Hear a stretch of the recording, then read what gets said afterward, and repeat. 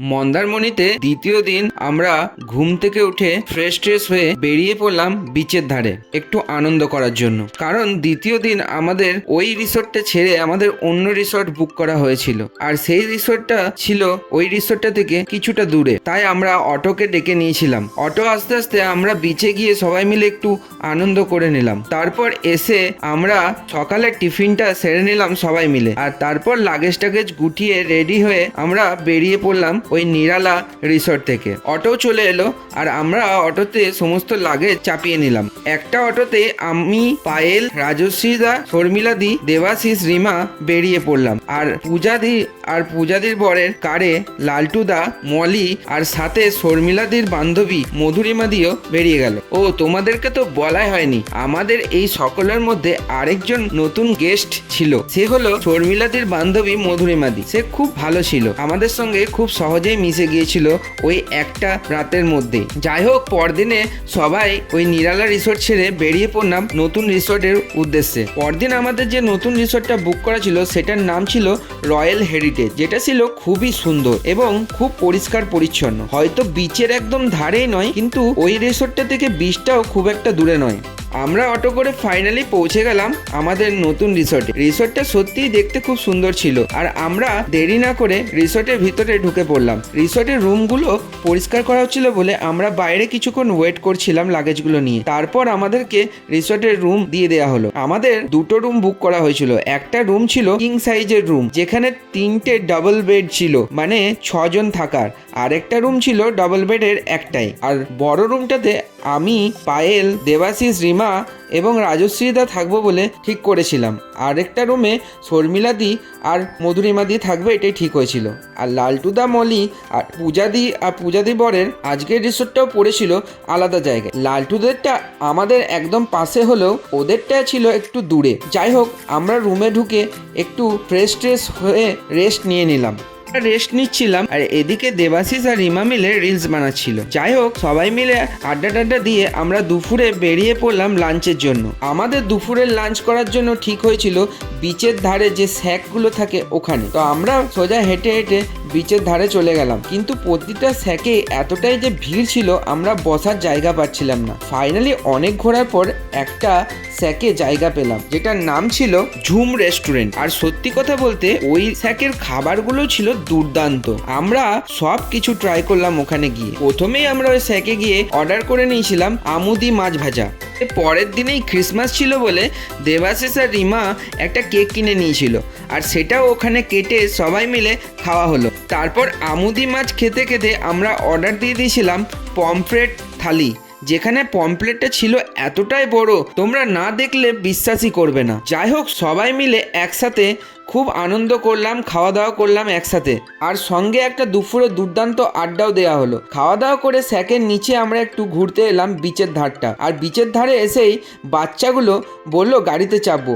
ওরা গাড়িতে চেপে বেশ মজা করে নিল বিচের ধারে, আর আমরাও সবাই একটু বিচের ধারে মজা করে নিলাম। কেউ রিলস বানিয়ে নিল, কেউ ফটো তুলে নিল। এইসব আনন্দ করে প্রায় সন্ধ্যা হয়ে এলো। তারপর আমরা স্যাকের বিল মিটিয়ে নিচে চলে এলাম স্যাকের, এবং সন্ধ্যাবেলাতেও আমরা কিছু ফটোশ্যুট করে নিলাম ওই বিচের ধারে। তারপর আমরা ফাইনালি আমাদের রিসর্টে চলে গেলাম। আর রিসর্টে যাওয়ার সময় দেখলাম ওই বিচের ধারে বেশ ভালো একটা মার্কেট বসেছে।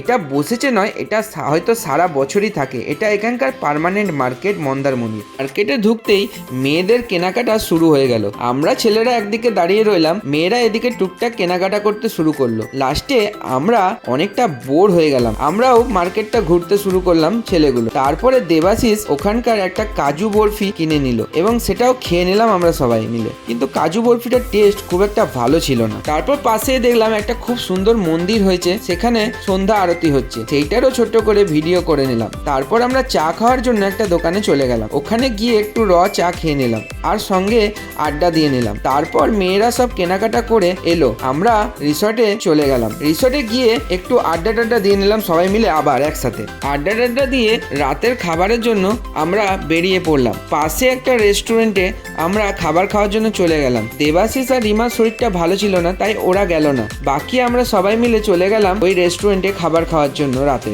আর ওখানে গিয়েও আমরা বেশ মজা করে খেলাম। ভাতের থালি অর্ডার করেছিলাম আর ওখানে খাবারগুলো বেশ টেস্টি ছিল। তো যাই হোক, ওখানে খাওয়া দাওয়া করে আমরা আবার সবাই রুমে চলে এলাম এবং রুমে এসে আমরা সবাই ঘুমিয়ে পড়লাম। সারাদিন সবাই খুব টায়ার্ড ছিল বলে সবাই শুতেই ঘুমিয়ে পড়লো। যাই হোক, সেই দিনটা এইভাবেই আমরা সবাই মিলে আনন্দ করে বেশ কাটিয়ে ফেললাম। আর পরের দিন সকালেই আমাদের বাস ছিল কলকাতায়, কারণ আমরা কলকাতা হয়ে বাড়ি ফেরার প্ল্যান হয়েছিল।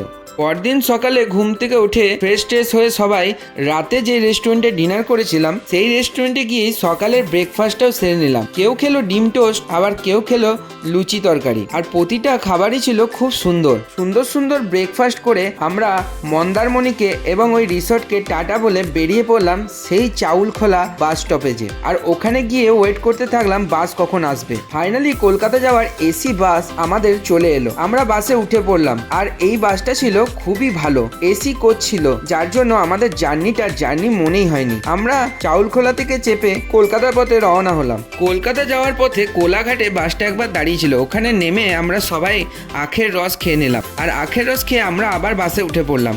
তারপর ফাইনালি আমরা কলকাতায় পৌঁছে গেলাম এবং কলকাতাতে পৌঁছে আমরা উবের বুক করে হাওড়া স্টেশনে পৌঁছে গেলাম, কারণ হাওড়া স্টেশনে আমাদের ট্রেন ছিল। আর হাওড়া স্টেশনে পৌঁছে যে যার নিজের মতো খাবার কিনে খাওয়া দাওয়া করে নিল, কারণ সারাদিন ঠিকমতো খাওয়া দাওয়া হয়নি, সবার খুব খিদেও পেয়েছিল। তো ফাইনালি খাওয়া দাওয়া করে আমাদের ট্রেনও চলে এলো, আমরা ট্রেনেও উঠে পড়লাম। তারপরে আমাদের ট্রেনের যাত্রা শুরু হলো। সত্যি বলতে কি, এই মন্দারমণিতে এসে আমরা সব রকম জার্নি করে নিলাম। প্রথমে স্টেট বাস, তারপরে এসি কোচ বাস, অটো আর সাথে ট্রেন, সব কিছুর জার্নি আমাদের হয়ে গেল এই ট্যুরটাতে। আর ট্রেনে এসেও আমাদের কোনো জার্নি মনে হলো না। তো ফাইনালি আমরা দুর্গাপুর স্টেশনেও পৌঁছে গেলাম। আর স্টেশনে পৌঁছেই আমরা বাড়ির পথে রওনা হলাম। এইভাবেই আমাদের মন্দারমণি ট্যুরটা খুব আনন্দে কাটলো দুটো দিন। আর তোমরাও সব কিছু দেখলে কেমন লাগলো, আর আমরা কোথায় ছিলাম, কেমন আনন্দ করলাম এবং কি খাওয়া দাওয়া করলাম, এই দুটো ব্লগ মন্দারমণি ট্যুরের তোমাদের কেমন লাগলো আমাকে অবশ্যই কমেন্টে জানিও। আর ভালো লাগলে ভিডিওটা লাইক কমেন্ট শেয়ার করতে ভুলো না। আর আমার পেজে নতুন হলে পেজটাকে ফলো করে দিও। আর যদি ভিডিওটা তোমরা ইউটিউব চ্যানেল থেকে দেখছো আর আমার ইউটিউব চ্যানেলে নতুন হলে ইউটিউব চ্যানেলটাকেও সাবস্ক্রাইব করে দিও। দেখা হবে আবার পরে কোনো ইন্টারেস্টিং ভিডিওতে। আজকের মতো এখানেই টাটা।